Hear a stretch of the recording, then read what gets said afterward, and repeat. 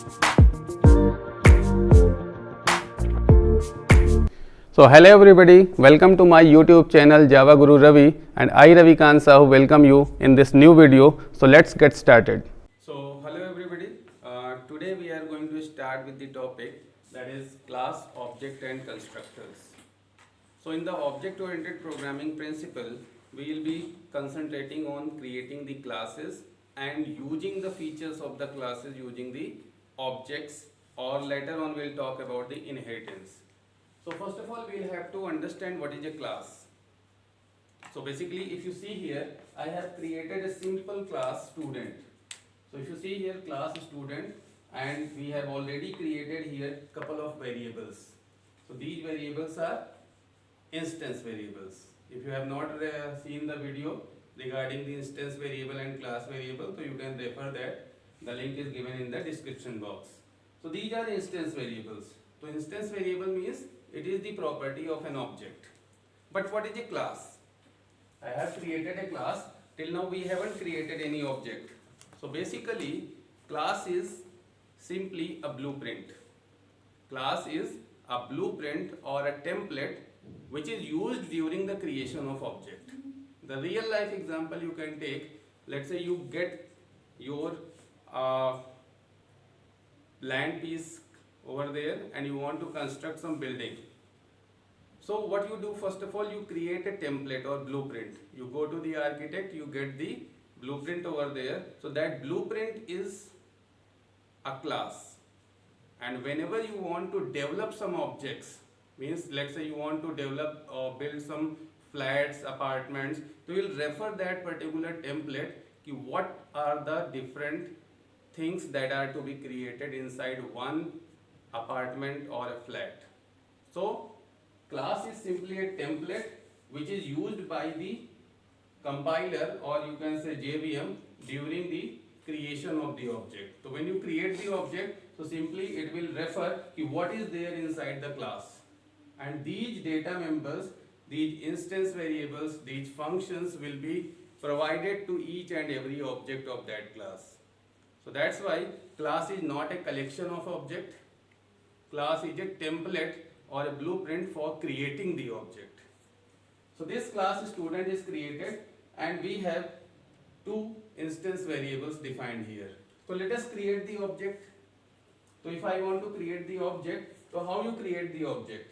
So basically object creation is a two-step process. It means it requires two statements. Otherwise directly you can create the object. How to create the object? The syntax is using the new. You will use the keyword new and then you will write the constructor. So new means memory is allocated. As soon as you write new, so some memory is allocated, and then you write a constructor. So what is constructor?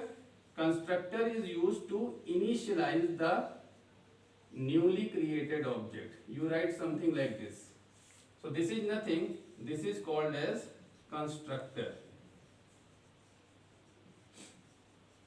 So whenever you create an object, constructor will be automatically called. It is the integral part of object creation. New, then student. You cannot write only new. New, student. You cannot write only student. Constructor cannot be explicitly called. Constructor is automatically called when the object is created.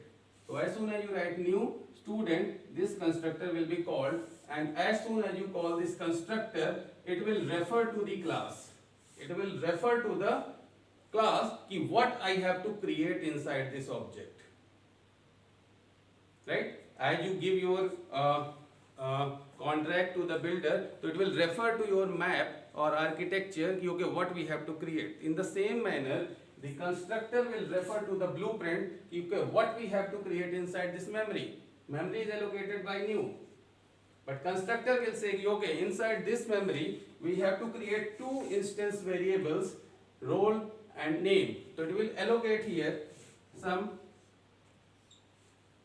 memory for this role. It will give it a name, maybe role, and the second one is it will create some another variable that is called as name.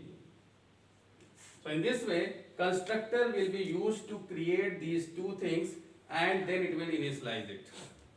So constructor main role is initialize the instance variable. Constructor is used to initialize the instance variables of a class. It is not initializing the static variable. So now the question is, who is responsible for initializing the static variables? You can answer in the comment box. We have already discussed. So here this is the role and this is the name field which is created by the constructor. And now talking about the initialization. So I have already told you in the video of instance variables that if you have not assigned any value, to your instance variables, so default value will be assigned. And who is assigning the default value? Who is responsible for assigning the default value to the instance variable? The answer is constructor of the object class. Constructor of the object class will be assigning the default values to uninitialized instance variables of your class. Right? We'll understand how the object class constructor will be called, but the default values will be assigned, and default value for integer type is 0, default value for floating point is 0.0, default value for reference type is null, and default value for boolean is false. This default value will be assigned, but who is initializing it? We haven't written any constructor, but object class constructor will be initializing it. So no problem. But the question is how object class constructor is called. We haven't created any object class constructor. We haven't called the object class, and actually we have not written anything related to object here. But the important point is, whenever you create any class in Java,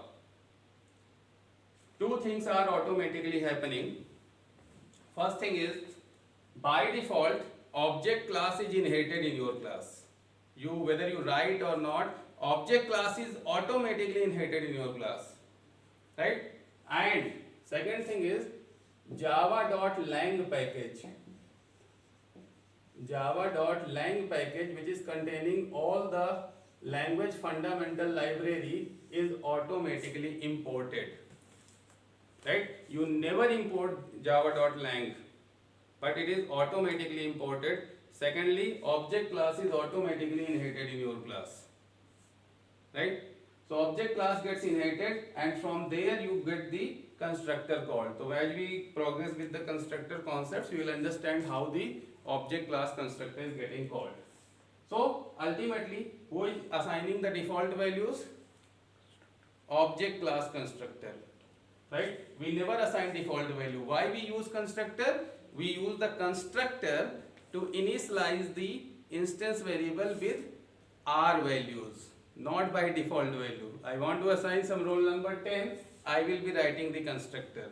I want to assign the name as Ravi, I will be writing the constructor. I don't want to create a constructor to assign the default values. Right? Default values are automatically assigned. We need not to create a constructor for that. Right? So this is how your class is getting created and your objects are getting created. This is object creation. This is one statement. We have created one statement here, but the important point here is that this new will return the address. This new is supposed to allocate the memory, and it will return the address which is allocated here. So starting address of the allocated memory will be returned by the new. So it will be returning this 1000. Again, starting address. So starting address is 1000, it will return 1000. But currently I am not storing it. So this will become a garbage value. A memory which is not referenced by any of the reference variable is called as garbage. Something which is not taken care by anything, it is called as garbage. So it will become a garbage. I have created it, but still I cannot access this role. How I will access this role? I don't have any reference.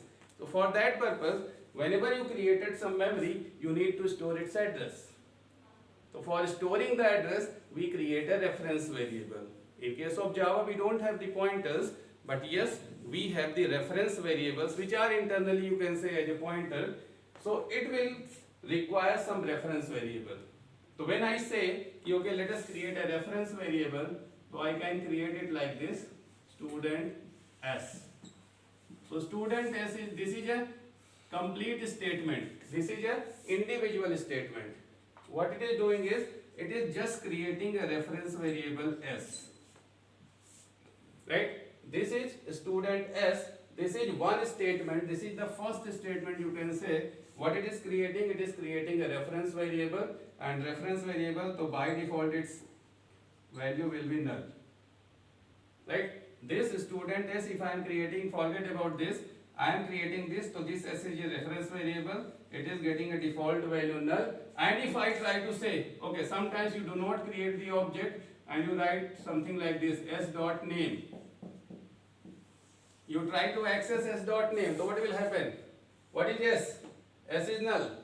You are trying to access name, it will give you null pointer exception. Right? It will give you null pointer exception. The reason being, you have just created the reference variable, but you haven't created the object. So this reference variable is just holding the null value. So one statement, many times you as a beginner level programmer, you will create only the reference, but you will not create the object. So that is the problem. So S is not an object, S is a reference variable. Right? Now moving to this. So what I said, okay, I have created a reference variable. It means now I have a container which can store the address of this memory. So let us store this address. It means the address is returned by new. So I can write here something like this. Okay, assign this address to S.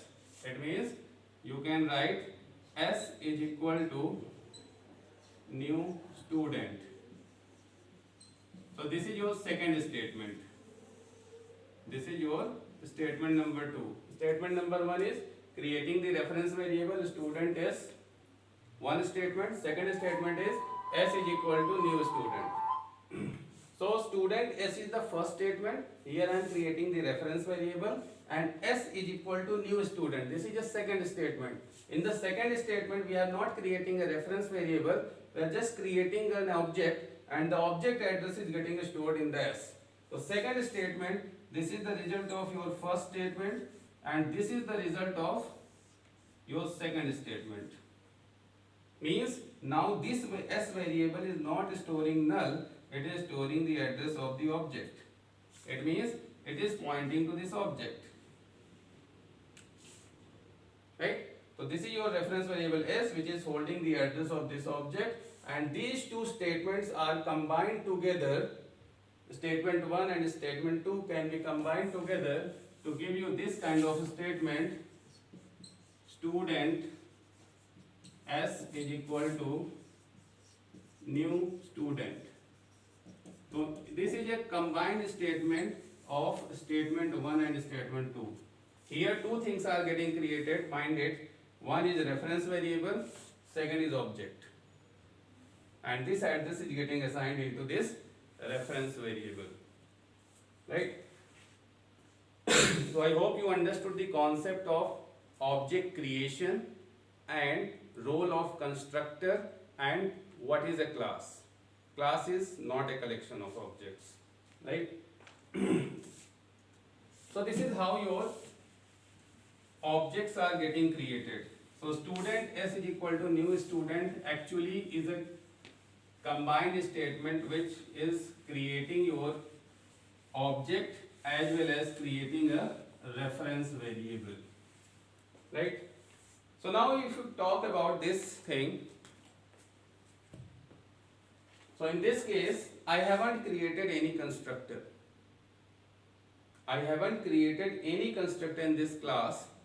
So don't you think that my object will be created?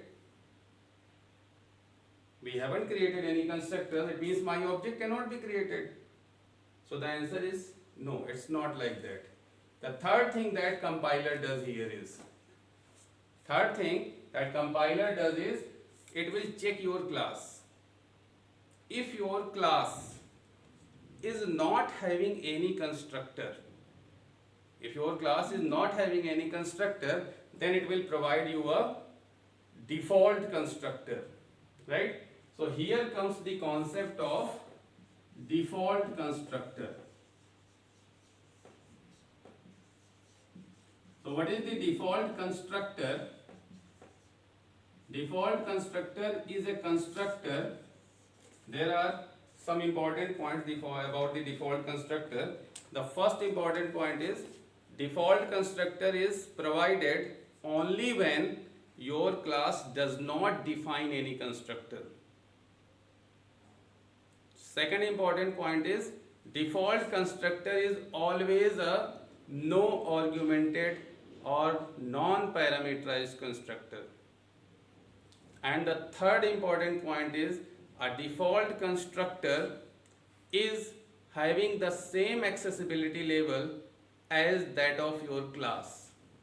I'll explain this thing. Let's say if you talk about this particular class student. So I have not defined any constructor. It means my class is going to get a default constructor by the compiler. As soon as your code will be compiled, the compiler will look into your class. Okay, there is no default, there is no constructor in your class. So compiler will say, let me provide a constructor here. So constructor will be a default constructor. So it will check what is the accessibility level of your class. So here, no public keyword. Outer class can be either public or default. Here we don't write anything, it will be default. Outer class cannot be private or protected. Right? So this is your default. It means the constructor will be provided with the default accessibility level. It will not be public because default constructor accessibility level will be same as that of your class. So it will check here, okay, your class is default, so no access modifier means default level of accessibility plus constructor. How you write a constructor? There are only two important points about the constructor that you need to remember. First one is constructor is a block whose name is same as that of class. Constructor is always having the same name as that of your class. But a normal method or a function can have any name, mind it, can have any name. It means a function can also have the same name as that of your class. This is sometimes a confusing concept which is asked by the interviewers also. Can you have the same name function? And generally students say it will become a constructor. No. If you have the class, the same name constructor will be existing over there, but same name function or method can also be defined over there. What will be the difference? We'll understand that. But for the time being, this is a constructor. Constructor is always having the same name as that of class. Second important point about the constructor is that constructor is not having any return type. This is the difference between the method and the constructor. You can differentiate between a constructor and a method by looking at the return type. Very simple how the compiler works. Let me tell you how the compiler will distinguish between the method and the constructor. First of all, it will check the return type. To be very honest, it will check the return type. There is a return type, even if it is void, it will say it is a method. It will not at all concentrate what the name is, because method can have any name, right? So it will check the return type. If there is a return type, it will say okay, this is a method. Then let's say there is no return type, then it will check the name. If there is no return type, then its name must be same as that of class. If the name is not matching with the class, even the cases is not matching, it will say sorry, return type required. It will say you might have written the correct name, but return type is missing. It will not say that constructor name is wrong. It will say you might have written, I believe that you have written the correct thing, but you might have forgotten to write the return type because your name is not matching, right? So this is the process that compiler is going to follow. So here again repeating, constructor name is always same as that of your class and constructor is not having any return type. So compiler will see that okay, in your class there is no constructor, let us provide a default constructor. A constructor is provided, default constructor without any parameter and accessibility level as that of class. It will supply it will add it in your class. That is your default constructor. So in this class, I haven't defined any constructor, still default constructor will be provided here. So this is the concept of default constructor, very popular for your interviews, right? Now the second thing, let's say I want to provide the constructor here in my class. So what will happen? No problem. As a user, you can, as a programmer, you can provide two types of constructors. So overall there are three types of constructors. One is default constructor, second one is parameterized constructor, third one is non-parameterized constructor. So as a programmer, as a user, we can create two types of constructor. Parameterized या augmented constructor and non-parameterized या no augmented constructor. Right? But default constructor is not provided by us. It is provided by the compiler. Right? So let us provide a constructor here. So I'll write a constructor. So constructor name is same as that of class. So I'll be writing okay student. I am providing, this is a no argumented constructor because we are not passing any parameter. And then the body of the constructor, return type, never having any return type in constructor. If I write here void, is it a compilation error? Is it a compilation error? No, this is not a compilation error. Compiler will say you are writing a return type, this is a method. Can we have the same name as that of class? No restriction in the method name. Method name can be anything. Anything means anything. It can be same as that of class. This is a method. This is not a compilation. Program will compile. Now I remove this. This is a constructor. Now this is a default constructor. No, this is not a default constructor. Default constructor is not written by us. It is given by the compiler. It is a non-parameterized or no argumented constructor. How it is different from the default constructor? I can set any accessibility level. I can make it private also. Yes, I am repeating, I can make it private also. Interview question. Can we declare a constructor private? The answer is yes. I have written here. Right? So now, can you say this is default constructor? No, this is a no argumented constructor. How it is different? Because we are writing it, we can set any accessibility level here. We are not bound to keep it default only. I can have a public class, but my constructor can be private. I can have a public class, I can have a default constructor, default accessibility level constructor. Right? So this is how this non-parameterized constructor is different from the default constructor. I want to add one more constructor with some parameters. So no issues, you can define one more constructor here. N number of constructors you can write, but they must follow the concept of overloading. Right? You can have n number of constructors, they must be overloaded. Overloaded means either they change the number of parameters or change the type of parameters. So here no parameter, here I am giving one parameter. Let's say string n. So I am getting the value assigned to name variable. So I am saying okay, there is one more constructor which is going to take the name as a input and it will assign to the name variable. One more constructor. Either you can create an object without passing anything or you can create an object by passing the name. Sir, I want to add one more constructor which will take name as well as roll number. Yes, you can write one more constructor here. Let us write one more constructor. Third constructor I am writing. How I will write? Student. Let's say I am writing string n, int r, assign name, the value n, and assign r to roll. Three constructors. How it is overloaded? One parameter, two parameter, changing the number of parameters. That is again overloaded. Can I define one more constructor? Yes. You can create one more constructor for int roll. No problem. N number of constructors you can create. But what are the two types? One is no argumented constructor. This is no argumented constructor. And this is parameterized or argumented constructor. So these are the two types of user defined constructor and one is your default constructor. Right? So that's all about the fundamentals of constructors. Rest about the constructors we'll talk about in the next video. Thank you. So I hope you enjoyed this video, and if you find this video useful, so please like, subscribe and share with all of your friends so that they can also get benefited. Ravikant Sahu signing off. Thank you.